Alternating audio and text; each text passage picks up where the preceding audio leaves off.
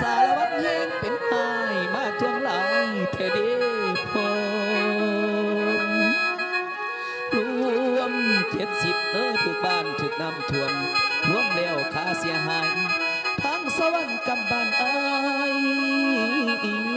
น้ำกระท่วมดอกคือกัน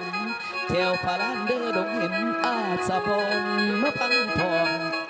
เมืองเสปูนอาสะพรสองฟ้อนพุ่นน้ำกระนุนดอกเมนเหลียวเห็นทงหน้าทามน้ำออกแกงเป็นแห้งให้พี่น้องสิหนีน้ำเกือบบ่ไหวให้อดเอาไว้เด้อป่าทั้งเอาดอกหน้าเบาผักละเท่าเพิ่นบ่ยอมปล่อยทิ่มให้จมน้ำแม่นาทีเจ้าหน้าที่ใจแข็งกล้ากองทัพภาษากล้าแกนส่งกำลังทหารผู้สมัครสวยอยู่เหลือนั้นผู้ปลอดภัยตามเงินสร้างบ้านซองเพิ่นพาญาติพี่น้องสนเปิดปั่นปองเด้อกันไปให้เข้มแข็งเด้ออดทนอย่ามนมองดอกป่าอีตน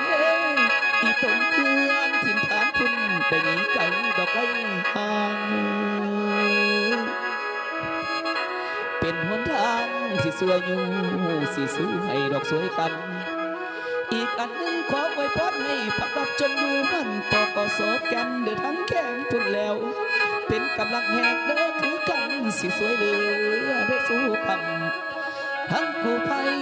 ให้จำนำเพิ่นได้ไปดอกทุกมือสวยเหลือคนนกข้างอยู่กู้ภัยให้เข้มแข็ง เด้อสู้สิเอาไว้แม่นก่อนเด้อแม่นก่อนเด้อโอ้ยละนานเอาผิดพลาดประการใดก็ขออภัยเด้อล่ำนี่บ่ได้ล่ำไปตามเนื้อนะตัวใดพ่อได้เติมก็เติมน้ำตัวใดผิดก็ขออภัยพี่น้องเด้อ